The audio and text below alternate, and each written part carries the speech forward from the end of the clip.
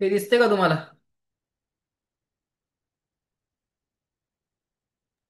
हो. यात काय केले? हम्म. सिंपल हार्मोनिक मोशनचा टाइम पिरियड विचारलाय, बरोबर का? तो किती आला का? हा मी म्हटलं होतं का? हा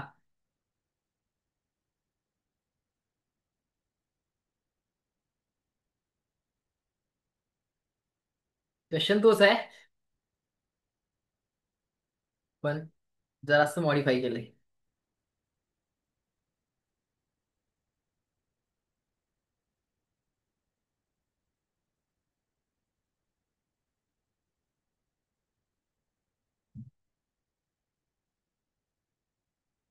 SHM मधला केलाय सगळ्यांनी. केलंय सॉल्व. इथं दिसला बघा, force, pressing force, B C. Pressing force constant घेतला त्यांनी. ओके. काय मिस्टेक झाली आहे बघा आपण.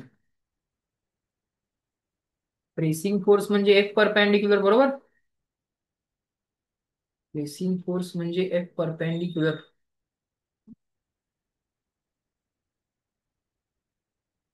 एफ परपॅन्डिक्युलरचं इक्वेशन लिहिलं नाही आपण. एक मिनिट, आपण एफ परपॅन्डिक्युलरचं इक्वेशन लिहून बघूया. एफ परपॅन्डिक्युलर जो येणार, तो total force between particle and मासचा साइन कंपोनंट. टोटल फोर्स किती असणार आहे?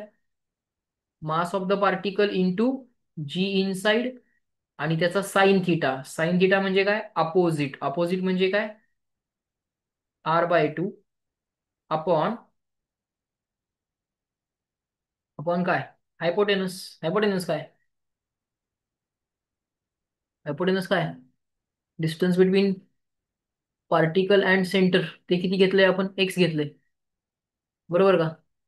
दाखवत नाहीये इथं मी, पण ते एक्स आहे, आपल्याला माहिती आहे. हे कळलं का मला सांगा? हायपोटेनस इंटू साइन थिटा, हा वाला पार्ट.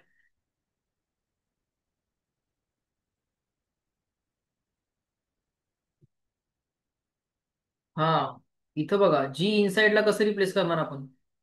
जी M small R upon capital R cube. आता स्मॉल आर म्हणजे हे ऑब्लिक डिस्टन्स, आणि कॅपिटल आर क्यूब, आणि साइन थिटा मध्ये हा R/2 अपॉन हायपोटेनस जो आहे, त्यात एक्स कॅन्सल झाला. आपलं काय चुकलं सांगतो मी तुम्हाला. आपण काय विचार केला, हे डिस्टन्स वाढत गेलं तर हा परपॅन्डिक्युलर फोर्स कमी होत जाईल. आणि हे डिस्टन्स वाढत जातंय, तसं जी इनसाइड पण वाढत जातोय ना. जसं तुम्ही सरफेसकडे यायला चालू होत आहे, तसं जी पण वाढत जाते ना. एक्स पण वाढत जातोय, जी पण वाढत जाते, आणि त्यांची प्रपोर्शनिटी सेमच असल्यामुळे ती कॅन्सल होऊन जाते. प्रेसिंग फोर्स कॉन्स्टंट राहिला. कळालं का? आपली मिस्टेक पण लक्षात आली का बघा तुम्हाला? आपण फक्त डिस्टन्स वाढत गेलं,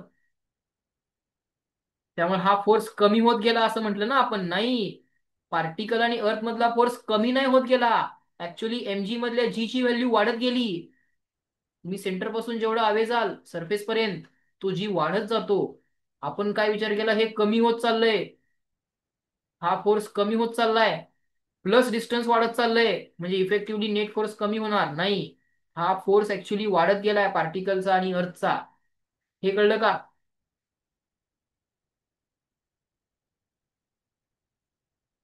बोला. हो. हे जी इनसाइड ऍक्च्युली वाढत गेलं डिस्टन्स नुसार. येस, कंपोनंट असल्यामुळे ते एक्स पण वाढत गेलं, एक्स ला एक्स कॅन्सल झाला. त्यामुळे ही आम्हाला एक फिक्स व्हॅल्यू मिळाली, ही इंडिपेंडंट ऑफ एक्स मिळाली आम्हाला. ओके, ती पण मिस्टेक करेक्ट झाली आपली. त्यामुळे सोल्युशन जरा बघा एकदा. असं नाही की त्यांचे सोल्युशन्स प्रत्येक वेळीच रॉंग आहेत. तुम्ही सोल्युशन बघून मला सांगा, म्हणजे आपला थॉट काय चुकलाय ते आपल्याला कळेल. बरं, आता SHM वाला पॉईंट आता लागलीच कंप्लीट करून टाकू आता. SHM वाला पॉईंट आपण कंप्लीट करूया. हा जो एफ पॅरलल आहे, तो एफ पॅरलल जो आहे, तो एकतर मुळात टुवर्ड्स द सेंटर आहे. हा जो एफ पॅरलल आहे ना आपला, हा जो एफ पॅरलल आहे तो टुवर्ड्स द सेंटर आहे, म्हणजे तो रिस्टोरिंग नेचरचा आहे का? आहे. आता तो रिस्टोरिंग नेचरचा आहे आणि के एक्स सारखा आहे का? मायनस के एक्स वगैरे सोडून द्या. ते मायनस आहे वगैरे कारण टुवर्ड्स द सेंटर आहे, तो मायनस आहेच, नो डाऊट. आता मी हे जे डिस्टन्स आहे मीन पासून गिवन पोझिशनचं, ते डिस्टन्स मुद्दाम वाय घेतो. आता हा के वाय नेचरचा आला पाहिजे, के वाय स्क्वेअर के वाय क्यूब वगैरे नाही, के वाय येतोय का बघूया. हा रिस्टोरिंग फोर्स म्हणजे माझा एफ पॅरल. एफ पॅरल म्हणजे काय? अर्थ आणि पार्टिकल मधला फोर्स, त्याचा कॉस कंपोनंट. अर्थ आणि पार्टिकल मध्ये जो काय फोर्स आहे त्याचा कॉस कंपोनंट तो किती असणार आहे? Mass of the particle into अर्थचा जी. तो जी म्हणजे त्या ठिकाणचा म्हणजे इनसाइड वाला जी. कॉस थिटा म्हणजे काय? ऍडजेसंट जो काय असेल तो ऍडजेसंट, आता मी किती घेणार? वाय. आणि हायपोटेनस म्हणजे हे ऑब्लिक डिस्टन्स. ते ऑब्लिक डिस्टन्स किती घ्यायचं ठरलंय आपलं? एक्स. ते ऑब्लिक डिस्टन्स एक्स घ्यायचं ठरलंय. आता जी इनसाइड वाला किती असतोय? M G small R upon capital R cube. Small R न घेता त्याला किती घेणार? एक्स. आणि काय झाला? कॅपिटल आर क्यूब इंटू काय झाला? Y by X. एक्स ला एक्स काय झाला? कॅन्सर. आन्सर काय आलं? G M M upon capital R cube आलं इंटू वाय. हे काय आलं? Restoring force. या रिस्टोरिंग फोर्सला कशाबरोबर कम्पेअर करणार? K of S H M into displacement of S H M. K of S H M into displacement of S H M.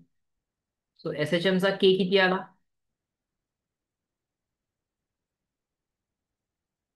K of S H M किती आला? G M small M upon capital R cube. पण G M by capital R cube म्हणजे small G into M upon capital R. So M G by capital R आला. काय आला? M G by capital R. आणि तुम्हाला माहिती आहे time period of S H M काय असतो? 2 pi into root of oscillating mass upon K of S H M. K of S H M म्हणजे 2 pi into root of mass upon K of S H M किती आलाय आपला? M G by capital R. So M ला M काय झाला? Cancel. Answer काय आलं? R by जी.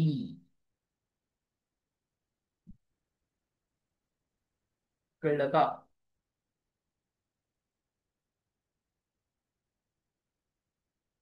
हम्म. हो. आता ह्याचा आन्सर किती आहे ते जरा एकदा बघूया. मला सांगा, period of satellite revolving very close to the surface of earth. Period of सॅटेलाइटचा फॉर्म्युला काय होता? 2 pi into root of R cube upon GM होतं का? Small R cube upon GM. Period of satellite small R cube upon GM. मग very close असेल, very close असेल तर याचं आन्सर तुम्ही मला सांगितलं होतं. किती सांगितलं होतं? 86.4 मिनिट. आठवतंय का? 90 मिनिटच्या आसपास म्हटलं होतं बघा. Spy satellites, polar satellites photographs काढायसाठी वापरले हो. जातात. हे काय आहे? 2 pi into root of R क्यूबला आर स्क्वेअर करा की. R square into R. R square upon GM म्हणजे 1/g. बरोबर का? कळलं का नाही हा. कळलं? ओके, म्हणजे याचा आन्सर किती असणार आहे? R/g झालं किती? 86.4च यायला लागले. Period of spy satellite, satellite revolving very close to the surface of earth. Geo stationary ऑर्बिटमध्ये 24 आवर. आणि अगदी क्लोज असेल तर 90 मिनिट. कळलं का? अगदी क्लोज असेल तर 90 मिनिट. म्हणजे ह्याचं मगाशी जे लिहिलं होतं आपण, काय लिहिलं होतं? 60 मिनिट लिहिलं होतं, चुकलं होतं. ते 60 नाही येते, 90 असणार आहे. हम्म. याची व्हॅल्यू किती आली ते पण कळालं आता आपल्याला. 90 मिनिट्स अप्रॉक्सिमेटली. किंवा 85 मिनिट्स, 86 मिनिट म्हटलं तरी चालतंय. आरच्या हिशोबाने कॅल्क्युलेट केलं ना ते 86.4 येते. दिवसात सेकंड किती असतात? 86400 सेकंड. हा 6 आणि 4 इंटरचेंज करायचा आणि डेसिमल लिहून टाकायचं. एका दिवसात सेकंड बघा 864, हे सिक्वेन्शियली नंबर आहेत. पण याचं कॅल्क्युलेशन जे आहे ते सिक्वेन्शियली नाही आहे, 8 6 4 असं आहे. कन्फ्युजन नको. 84.6 नाही आहे ते, 86.4. 864 कधी म्हणणार आपण? एका दिवसातले सेकंड, 24 तासात किती सेकंड ते विचारलं तर 86400 करा. कळलं? ठीक आहे, थांबूया. आजचे सगळे क्वेश्चन्स करून घ्या. आता तुमचा चॅप्टर कुठला चालू आहे? सॉल्व्हिंग चालू आता. WEP संपला आता KTG चालू केला. हा, WBE संपला तर केटीजी आणि थर्मोडायनेमिक्स एकत्र असेल ना, सेपरेट नसणार. हा. हा. हा, एकदा सगळे फॉर्म्युले एकदा बघून घ्या आणि मग सॉल्व्हिंग चालू करा. तुमचं काय चालू आहे रत्नागिरीवाले? केटीजी आणि थर्मोडायनॅमिक्स. हा, फॉर्म्युले एकदा बघून घ्या. दिवसाला 40 एक क्वेश्चन्स होतील, त्या ऍव्हरेजने करा. एक दिवस फॉर्म्युलाला घ्या, बाकीच्या दिवशी सॉल्व्हिंग करा कन्सिस्टंटली. ठीक आहे. ग्रॅव्हिटेशनचा आता 1 2 दिवसात डाऊट संपतील, लगेच आपण त्याची टेस्ट घेऊन टाकू. चालेल? हा. प्लस क्युम्युलेटिव्ह टेस्ट आहेच. आज तारीख किती आहे? 18 तारीख आहे. अच्छा. क्युम्युलेटिव्ह टेस्ट कधी आहे? हा. क्युम्युलेटिव्ह टेस्ट कधी आहे? 25. 25. 25. मग 21 22 23 आणि 24 हे 4 दिवस क्युम्युलेटिव्ह टेस्टचा अभ्यास करायचा. म्हणजे प्रत्येक चॅप्टरचे PYQs आणि फॉर्म्युले सॉल्व्ह करून टाकायचे. केले असतील तर परत, नसतील केली तर ऍटलिस्ट एकदा तरी करायचे. पुरतील का 4 दिवस?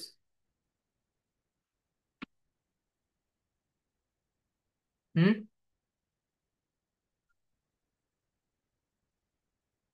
पुरतील का?